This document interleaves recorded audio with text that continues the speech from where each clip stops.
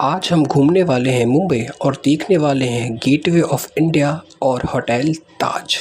तो उसे ही देखने के लिए हम आ गए हैं मुंबई और हम इस सुंदर से दृश्य को देखने वाले हैं। और आप भी मेरे साथ देखते रहिए गेटवे ऑफ इंडिया।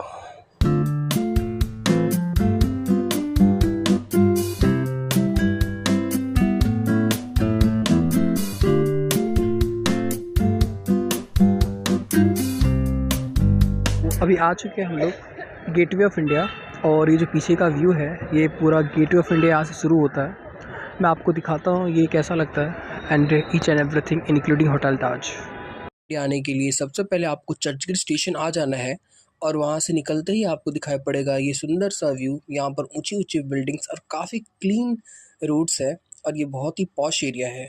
आप यहाँ आने के लिए बस ले सकते हो, एसी बस यहाँ मिल जाती है। ये है होटल ताज का पिछला हिस्सा, होटल ताज, और इसके बाजू में ये बड़ी सी बिल्डिंग। आपने इसे कभी न कभी टीवी में या फिर किसी न किसी मुंबई के रील में देखा ही होगा, क्योंकि ये एरिया बहुत ही पॉश है। और अगर आप देखोगे तो यहाँ पे बहुत सी क्राउड है और अभी हम यहीं से आए थे। फाइनली सिक्योरिटी चेक करने के बाद हम पहुँच गए, जिसे देखने के लिए 2 घंटे हम लोगों ने ट्रैवल किया। अब यहाँ पर जब मैं रिकॉर्डिंग कर रहा था तो सामने से ये जापानीज़ कपल आ रहे हैं, जो कि मुझे देख करके हाई करते हैं कैमरे की तरफ। और ये देख करके काफ़ी अच्छा लगा, बिकॉज़ ये लोग बहुत ज़्यादा ही अच्छे नेचर के होते हैं और ये आपसे खुल के बात करेंगे। तो मेरा ध्यान नहीं था इस पर, बट अचानक से मैंने देखा कि कोई कैमरे में देख करके हाई कर रहा है। ये यहाँ पे गेटवे ऑफ इंडिया के ठीक सामने ही होटल ताज है और इसका प्रीमाइसेस बहुत बड़ा है। मैं आपको दिखाता हूँ कि कैसा लगता है ये पूरा व्यू।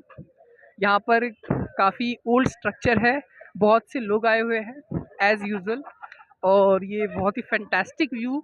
मैं आपको पूरा 360 डिग्री व्यू दिखाता हूँ। होटल ताज के पीछे एक बहुत बड़ी कहानी है। कहते हैं जमशेदजी टाटा 19वीं सेंचुरी में जब एक बार अंग्रेज़ों के होटल गए थे तो वहाँ पे उन्हें धक्के मार के बाहर निकाल दिया गया और लिख दिया कि यहाँ पर इंडियंस अलाउड नहीं है। जमशेदजी टाटा को यह बात बहुत बुरी लगी और तब उन्होंने डिसाइड किया कि मैं अपना खुद का एक 5 स्टार होटल बनाऊंगा। और उसके बाद उन्होंने काफ़ी मेहनत करने के बाद एक होटल बनाया और उस होटल का नाम रख दिया होटल ताज।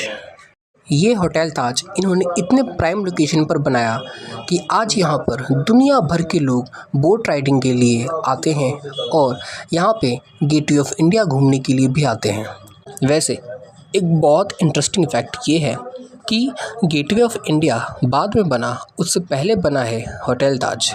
जी हाँ, आप इंटरनेट पे सर्च करो, आपको पता चलेगा कि गेटवे ऑफ इंडिया से पहले होटल ताज बन के रेडी हो गया था और उसके बहुत टाइम बाद होटल ताज के सामने ही गेटवे ऑफ इंडिया बनाने का निर्णय उस समय के गवर्नमेंट ने लिया था, क्योंकि इसके पीछे भी एक बहुत लंबी कहानी है। अगर आपको पता है इसके पीछे की क्या कहानी है तो आप मुझे कमेंट करके बता सकते हो। मैं आपको एक छोटा सा इंट्रोडक्शन दे दूं कि यहाँ पर जो ये समुद्र है इसको पीछे ढकेल करके ये पूरा बाउंड्री बनाया गया है, जहाँ पे इस समय इतने शिप और जहाज़ें आती हैं। पास में एक डॉकयार्ड भी है और ये देखो, ये है फेरी टेल्स, जिसमें बहुत से लोग पैसेंजर्स आते हैं और एलिफेंटा जैसे केव्स देखने के लिए, अजंता एलोरा देखने के लिए या अलीबाग जाने के लिए यहीं से बोट्स लेते हैं। कुछ लोग बस राइड करना चाहते हैं और कुछ लोग बस यहाँ बैठ कर के आनंद लेते हैं। बोट पर जाने के लिए आप यही गेटवे ऑफ इंडिया के पिछले हिस्से पर आते हो और यहाँ से बोट लेते हो। ये जितने लोग भी बोट्स में जा रहे हैं, ये मोस्टली एलिफेंटा जा रहे हैं। एलिफेंटा यहाँ से 2 घंटे की दूरी पर समुद्र के बीचों बीच एक आइलैंड है। और ये जितनी बोट्स जा रही है 260 रुपये में आपको लेके चली जाएगी एलिफेंटा। यही कुछ रेट है, 250 से 300 रुपये के बीच में। और आपको 2 घंटे ऑलमोस्ट लगेगा इसके अंदर जा कर के, तो आप इजीली जा सकते हो। स्पीड बोट भी होती है बट वो थोड़ा कॉस्टली पड़ेगा आपको। हम लोग अभी करेंटली गेटवे ऑफ इंडिया के पीछे हैं और यहाँ से भी जाने का रास्ता होता है। मेरे पीछे आप देख रहे हो ये ब्यूटीफुल सा गेटवे ऑफ इंडिया है और साथ में ही ये पीछे रहा अच्छा सा होटल ताज। दोनों ही 100 से ज़्यादा साल पुराने हैं मेरा सवाल ये है आप लोगों से कि आप लोग मुझे कमेंट करके बताओ कि सबसे ज़्यादा पुराना क्या है, वेदर गेटवे ऑफ इंडिया या होटल ताज। चलो कमेंट में जिसका आंसर राइट रहेगा उसे मैं मेंशन कर दूंगा। मैं आपको बता दूं, गेटवे ऑफ इंडिया हो या होटल ताज हो, ये दोनों ही तब बने थे जब यहाँ पर इंडिया में ब्रिटिशर्स का राज था। तो ऐसा कहते हैं कि जब पहली बार अंग्रेज़ यहाँ पर आए तो उन्होंने जब इसको पूरा राज कर लिया, तो मुंबई एक इकलौता ऐसा शहर था जिस पर उनका नज़र था। बिकॉज़ यहाँ पे ना एक तो तीनों तरफ समुद्र घिरा हुआ है, और साथ ही यहाँ पर जो चर्च गेट स्टेशन है, ये पूरा ही आप देखोगे यहाँ पे जितनी भी बिल्डिंग्स है सब ना लंदन की तरह ही आर्किटेक्चर किया गया है, क्योंकि अंग्रेज़ों ने इसे अपना शहर बनाया, वो अपने रहने के लिए इसे बना रहे थे। और यहाँ पर ये जो अपना गेटवे ऑफ इंडिया दिखाई पड़ता है, इसे वेलकमिंग गेट कहते हैं। वेलकमिंग गेट क्या होता है कि उनके जो पहले राजा थे जॉर्ज, वो जब इंडिया आ रहे थे तो उनके स्वागत के लिए यह गेट बनाया गया था, और इसीलिए इसे वेलकम गेट कहा जाता है। यह ऑलमोस्ट 100 से 150 साल इसको हो चुका है। एंड अगर मैं आपको दिखाऊं तो यहाँ पे इतना बड़ा स्पेस है, बट बारिश के टाइम में तो बहुत ज़्यादा खतरनाक हो जाता है। साथ ही यहाँ पे छत्रपति शिवाजी महाराज का एक बहुत बड़ा स्टैचू भी है। ये गेटवे ऑफ इंडिया का पिछला हिस्सा है, जिसे देख कर के भारत की प्राचीन संस्कृति का आपको अनुभव हो जाएगा। इसे देखते ही आप समझ जाओगे कि भारत की संस्कृति कितनी आगे है। जहाँ तक नज़र जाए वहाँ तक बोट्स ही बोट्स और एक दूर तक फैला हुआ समुद्र। इसे देखने के लिए पर्यटक दूर दूर से आते हैं और इस व्यू को देखते हैं। यहाँ पर जहाँ तक आपकी नज़र जाएगी वहाँ तक आपको छोटे से छोटे, बड़े से बड़े सभी प्रकार के जहाज़ देखने को मिल जाएगा। साथ ही यहाँ पर आपको सुंदर सा दृश्य देखने को मिलता है, जो कि इस स्थान को बहुत ज़्यादा लुभावना बनाता है। इतने छोटे छोटे नाव, मानो समुद्र में एक छोटे से नाव को देखकर ऐसा लगता है जैसे कि आप इस बड़े से विशाल अस्तित्व में कुछ भी नहीं हो।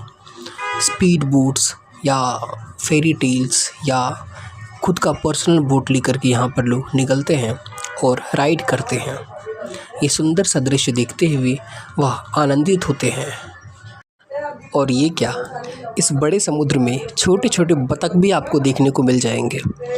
ये देखो कितने छोटे छोटे बतख कैसे आराम से तैर रहे हैं, बिना किसी मेहनत किए हुए। ये एफर्टलेसली आराम से तैरते हुए दिखाई पड़ जाते हैं। और इन छोटे छोटे बतखों को देख करके तो और ज़्यादा मन करता है बस देखते रहो।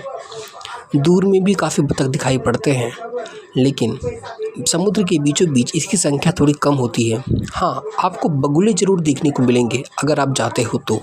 दोपहर का टाइम भी यहाँ पर इतने सारे लोग आए हुए हैं, देखने में काफ़ी अमेजिंग लगता है। साथ ही यहाँ पर लोग एक तरीके का मतलब ज़्यादा साइलेंट ही है, लोग ज़्यादा आवाज़ नहीं करते।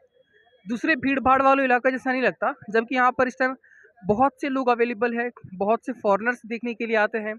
अच्छा, जितने भी फॉरेनर्स आते हैं ना, वो होटल ताज में स्टे करना ज़्यादा प्रेफर करते हैं। ये जो मेरे पीछे दिख रहा है होटल ताज, इसमें स्टे करना ज़्यादा प्रेफर करते हैं वो लोग, क्योंकि उनको थोड़ा 5 स्टार वाला होटल चाहिए, थोड़ी अच्छी सी रेटिंग चाहिए।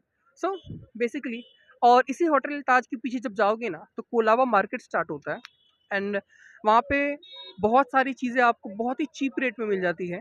मुंबई में इतनी चीप रेट की चीज़ें, अच्छी क्वालिटी वाली चीज़ें आपको कोलाबा मार्केट में देखने को मिल जाएगा। आप जब भी यहाँ पर विजिट करो, डेफिनेटली जा करके शॉपिंग करो। आप लोग जब भी यहाँ पर आओगे ना तो उसके पीछे भी जाना, क्योंकि गेटवे ऑफ इंडिया के पीछे भी जाने का रास्ता होता है। साथ ही इस इंडिया गेट के ऊपर भी आप जा सकते हो, बट ये नॉर्मल पब्लिक के लिए अलाउड नहीं है। मैं आपको बता दूँ कि ये जो आर्किटेक्चर है, एब्सोल्युटली गुजराती आर्किटेक्चर का कमाल है। साथ ही ये जो देखोगे आप होटल ताज को भी, इसको भी रेनोवेट किया गया है। एंड मैं इसके अंदर तो नहीं गया, बट देखने में काफ़ी इंटरेस्टिंग है। मे बी कभी मौका मिले तो चलेंगे। गेटवे ऑफ इंडिया के साथ साथ आपको ब्यूटीफुल सा समुद्र का व्यू मिलेगा। यहाँ पर इसे देखने के लिए बहुत लोग आते हैं, और ये जितने भी स्पीड बोट हैं इसके प्राइस थोड़े से हाई रहते हैं, बट अगर आप थोड़े से पैसे खर्च कर पाओ तो आप इस स्पीड बोट का मज़ा ले सकते हो। साथ ही यहाँ पे दूर दूर तक सिर्फ और सिर्फ इतने बोट हैं। एक रीज़न ये भी है कि यहाँ पीछे एक डॉकयार्ड भी है, तो कंटेनर्स भी यहाँ पर आते हैं। जब भी आओ एक चीज़ ध्यान रखना कि आप एक सन ग्लासेस लेकर के आओ। यहाँ पे धूप होती है बट गर्मी में भी आपको ठंडी हवा मिल जाएगी, बिकॉज समुद्र का किनारा है, हवाएं बहुत बहती है। अगर यहाँ तक मेरे साथ आ गए हो तो फटाफट चैनल को सब्सक्राइब कर दो और एक लाइक कर दो। और कैसा लग रहा है और तुम कब आने वाले हो मुझे कमेंट करके फटाफट बता दो।